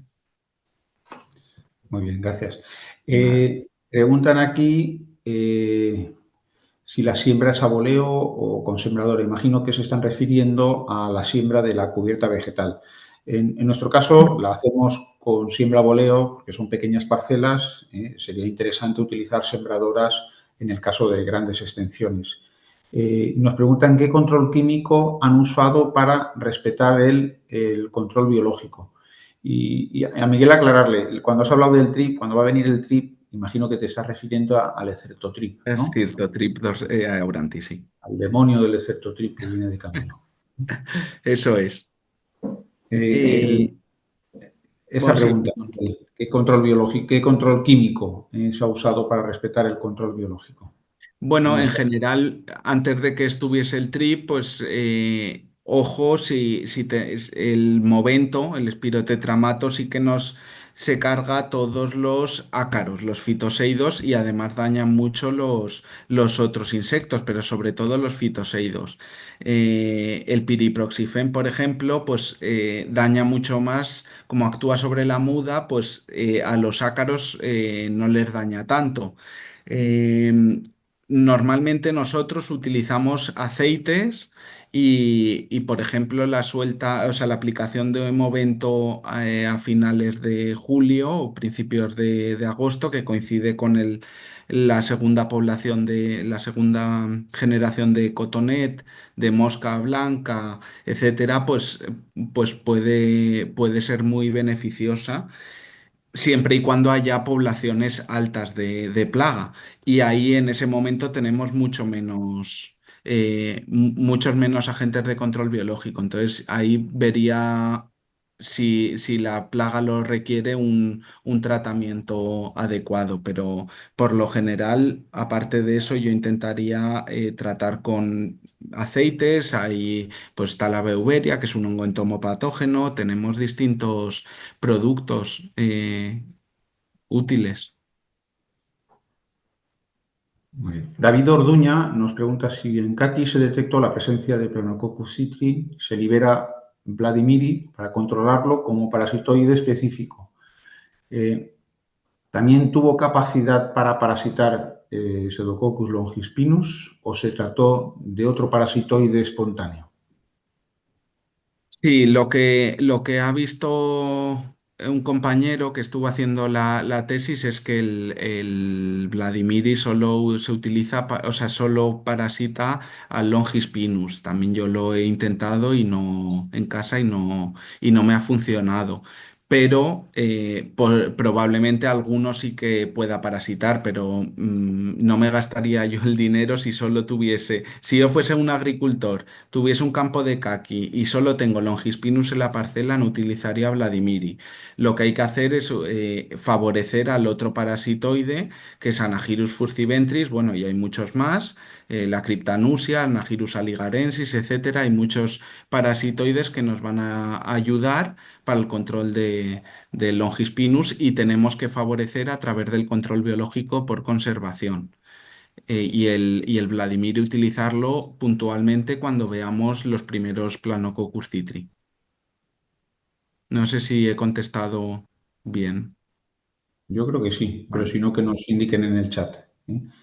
Ricard Ballester nos pregunta y agradecerle el interés, pues de qué manera nos ha afectado la inundación por la dana a las plantaciones.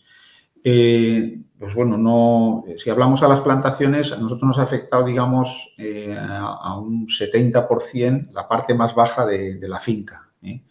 Allí, pues seguramente se metió más de medio metro de agua. Y digamos, la suerte que tenemos, nosotros le hemos servido de alivio al vecino de al lado, pero al mismo tiempo, en la parte sur de la finca, pues los vecinos están a medio metro más bajo que nosotros y eso ha permitido que por ahí desaguase también el agua, ¿no? A esos vecinos sí que sus árboles se quedaron bajo del agua durante 2 días, metro y medio. En nuestro caso, pues al final la afección, pues el agua que drenó en día y medio aproximadamente y luego la avenida del lodo, del barro.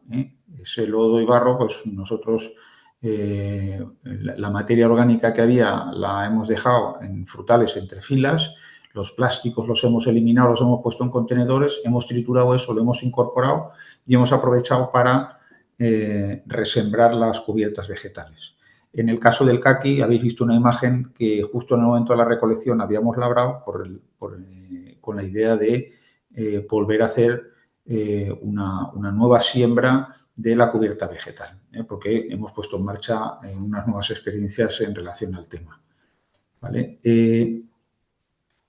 A José, la pregunta es si tiene conocimiento de que estas variedades que aquí estamos manejando tienen demanda en el mercado.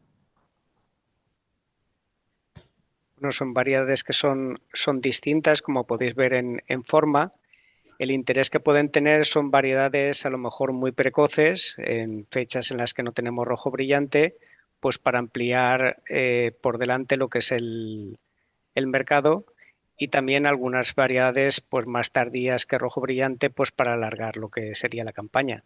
En la campaña de rojo brillante pues no tendría a lo mejor demasiado sentido variedades que coincidan en fecha con rojo brillante. En cuanto al pie, que veo que están preguntando también, que no le ha afectado las hojas con el tema de agua de riego, es el Diospyros virginiana, que es un pie que es más vigoroso que el Diospyros lotus, le afecta menos la cantidad, o sea, los cloruros que contiene el agua de riego, porque esos problemas de salinidad son principalmente debido a cloruros y bueno, es más hace que la variedad se comporte como más resistente a estos niveles de cloruros más altos. Es un pie que, como decía, confiere más vigor a la planta, tiene una entrada en producción un poco más tardía que el Diospyros lotus.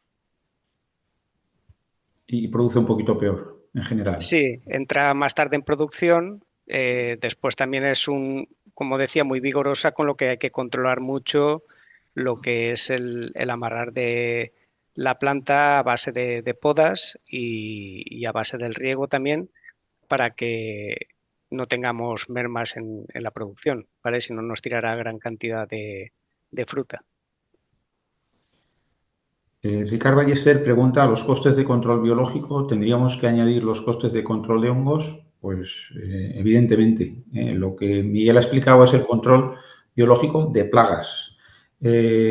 Sabéis que en el caqui también se introdujo una nueva enfermedad que es la micosfarela y bueno, pues si seguís un poco digamos, la información que maneja Libia en relación al tema de evolución de hongos, existe, digamos, una modelización del mismo muy bien explicada en la que determina los momentos en los que se debería de tratar la micosfarela. Es un hongo que las consecuencias del mismo las apreciamos en el momento de la recolección, pero el daño se produce en primavera, de manera que los tratamientos fungicidas hay que hacerlos allí. En nuestro caso, José lo puede aclarar, pero empleamos estrategia en la parcela de control biológico con productos autorizados para agricultura ecológica y los fungicidas que generalmente están autorizados en la parte de producción integrada. Que si puedes, José, pues lo indicas qué productos hemos utilizado y de momento no hemos tenido problemas de micosfarela. Los tratamientos parece ser que han funcionado bien tanto en agricultura ecológica como en la parte de producción integrada. Sí, en lo que es la micosfarela, pues hemos tratado la parcela ecológica con un producto que se llama Bac Forte, ¿vale? Que es de Idai Nature. Y bueno, realizamos estas campañas, hemos realizado 4 tratamientos para micosfarela en las fechas en las que empezamos a ver que ya hay liberación de esporas, según el seguimiento de las curvas que nos va haciendo Libia, de la estación meteorológica más cercana, y hasta el mes de junio, ¿no?, solemos tratar. Vale, y no hemos visto por ahora incidencia de la enfermedad. Eva Lacuesta pregunta, en el patrón de Carlos, caqui... perdón, Sí, una cosa sí. también añadir que yo en los costes que he puesto también el coste máximo está incluido también los tratamientos que hemos realizado. O sea, no solo es un coste de una estrategia entera. A veces hay que meter un químico, ¿no? Pero que más o menos estamos en esos costes, ¿vale? Y cuando he metido el químico, pues también lo he metido dentro del coste por hectárea. Gracias. Perdona, no te había visto la mano Nada, levantada. nada. La veo ahora. Eva, como digo, pregunta, ¿el patrón de caqui virginiana tolera mejor el cloruro que el patrón de Diospyros lotus?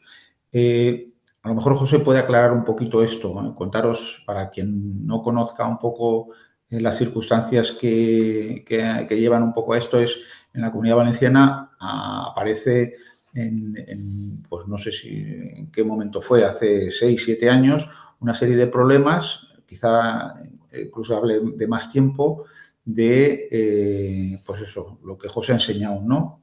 Hojas con necrosis, maduración prematura de los frutos, una incidencia que rápidamente Libia se pone a trabajar en ella y sobre todo el equipo de Fernando Pomares, pues lo que rápidamente vieron es que esos problemas se producían, si no me equivoco, que José me corrija porque lo estoy diciendo de memoria, pues con niveles superiores de cloruros, porque se veía un tema de sensibilidad a la salinidad, pero sobre todo toxicidad en este caso a los niveles de cloruros. Por eso José se viene refiriendo todo el momento a esos niveles de cloruros.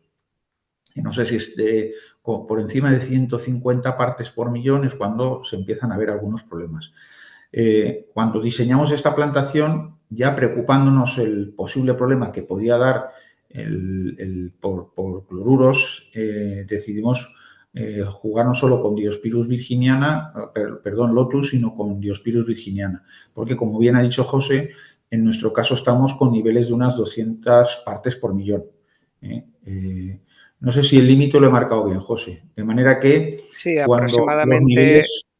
como los cloruros es un elemento pues, que se va acumulando en el suelo, establecían un poco la cifra de 100 partes por millón, pues a partir de ahí pues ir ya con cuidado con los niveles de cloruros. Bueno, entonces, en definitiva, cuando se superan esas 100 partes por millón es cuando uno quizá deba plantearse la utilización de un Diospirus virginiana, con, digamos, el problema que José ha comentado de que con ese patrón, pues, al final la planta es más vigorosa, se pierde precocidad y se pierde producción. Entonces hay que pensárselo 2 veces antes de utilizarlo. ¿Vale? Un segundo. ¿Qué tanto afecta el aceite a los insectos beneficiosos? O sea, ¿de qué manera puede afectar? Esta pregunta iría para Miguel. En algún momento, incluso Miguel, cuando no teníamos cosecha, habló del 2023, si no me equivoco, o incluso 2022, cuando estábamos estableciendo los parásitos o algunos depredadores, incluso Miguel nos dijo, por favor, no utilicéis el aceite porque quiero que se introduzca este insecto en concreto, ¿no? Nos dio lo mismo porque como no había cosecha, aunque tuviésemos problemas, pues al cultivo parecía que no le afectaba demasiado. Lo dejo como anécdota. En general, pues los aceites van a matar bastante, sí que son bastante más respetuosos que lo demás, pero también tienen bastante efecto. Muchas veces, por ejemplo, pues puede ser muy útil cuando tenemos, por ejemplo, si no encontramos depredadores y el parasitismo, todo, por ejemplo, vemos muchos barriletes, a esos barriletes sí que no los debería afectar porque están muy protegidos, incluso un químico bueno. Pero en general sí que van a matar y también muchos depredadores tienden a esconderse muy bien. Entonces, pues a veces conseguimos salvar pues una gran parte de la población, pero sí que tienen efecto. No nos vamos a engañar. Y se Juan nota José mucho. Soler, sí, perdona. Juan José Soler dice, es evidente que las cubiertas vegetales aumentan la biodiversidad y son refugio de insectos auxiliares, pero ¿cómo puede manejarse para no empeorar el control de Mycosfarela si se mantiene la cubierta todo el invierno sin regar? Sobre todo teniendo en cuenta que en muchas parcelas el riego es a manta o en el que el cultivo ecológico no es posible utilizar fungicidas de síntesis. Gracias. Bueno, yo no soy patólogo, pero entiendo que al final, para que se den las condiciones de Mycosfarela, pues el modelo juega con temperatura y humedad relativa ambiente. Evidentemente, pues un riego a manta, pues posiblemente no sea lo más aconsejable. Y la cubierta vegetal, pues yo creo que bien manejada, no tiene por qué ser un inconveniente en el manejo de una Mycosfarela. No sé qué opináis, Miguel o José. Yo nunca he visto una correlación directa, o sea, no he tenido nunca parcelas con cubiertas vegetales donde haya habido problemas de micosfarela. Y luego la cosa es que sí que convendría a lo mejor, o sea, yo no digo que no haya que segar, está muy bien segar, no vamos a tener, estamos produciendo caquis, no cubiertas vegetales, pero lo recomendable es segar en momentos en los que no haya flor y esté agostada la planta. Entonces, pues, por ejemplo, a la salida del verano es un buen momento, muchas veces, dependiendo de cómo haya ido el año, o después de la cosecha, pues una siega puede venir bien, para además que lo nuevo vuelva a germinar. Y ahora te hacen la pregunta del millón, que yo creo que mucha gente duda. Conozco tu opinión porque he hablado contigo del tema y con otros especialistas del IBIA en el uso de cubiertas vegetales, pero me gustaría tu opinión, ¿no? Alguien pregunta qué consideras que las cubiertas vegetales pueden interferir en el control adecuado de Certotrip. Eh, es la pregunta del millón, efectivamente, es una pregunta muy difícil en la cual uno está contra la espada y la pared, pero yo creo, bueno, creo que no 100%, aumenta muchísimo la cantidad de fitoseidos y otros enemigos naturales que van a depredar muchísimo TRIP. Se está viendo ahora qué especies, y necesitaremos un poco de tiempo, pero qué especies vegetales lo que queremos hacer es ir descartando especies que no hagan que el ciclo del TRIP se pueda realizar en una especie vegetal. Entonces, pues por ejemplo, hasta donde yo sé, la festuca, pues no, por ejemplo, no pasa nada, pero todo eso irá saliendo más información poco a poco. Es muy complejo. Yo sí que tengo experiencias donde he tenido bosques de cubiertas vegetales, incluso en la misma loma del árbol. Y todo ese trip que había muchísimo trip en la copa del cítrico, en los brotes tiernos, iba a pupar abajo, y como abajo había tantos enemigos naturales, fitoseidos, geocoris, había muchísimos otros chinches, había orius que liberé yo. Bueno, pues no hubo problemas del cirtotrip, y hubo clientes a los que les llevé a las parcelas y me dijeron: yo he estado tratando para el Cirtotrip muchísimo, y la parcela está peor que esta, que no ha tenido ningún tratamiento. Yo no creo que sea incompatible tener cubierta vegetal con el Cirtotrip. Si no está en la cubierta vegetal, va a estar arriba. Eso tenerlo claro. Muy bien.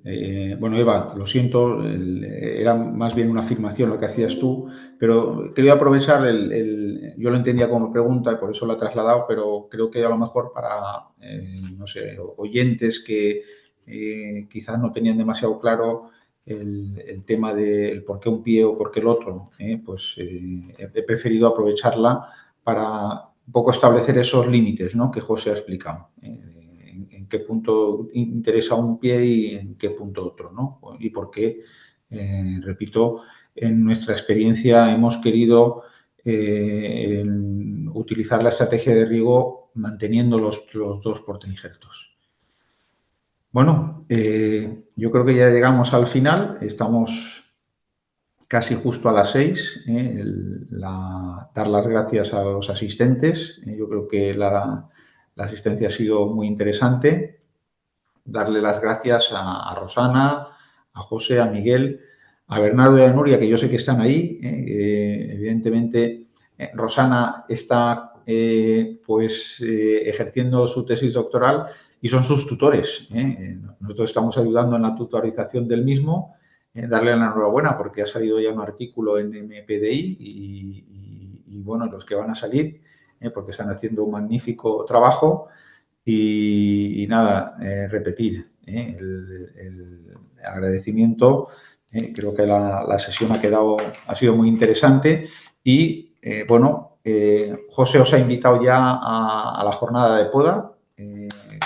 Estáis invitados, evidentemente, y nuestra idea es, pues en el otoño del próximo, bueno, de este año, porque ya hemos pasado al 2025, pues este taller, esta jornada que ahora hemos hecho en forma de webinar, pues convertirlo en taller para que lo que os hemos contado, vamos a ver este año cómo evoluciona. 2 años no son iguales en agricultura, pero veamos un poco cómo continúa funcionando el tema del control biológico.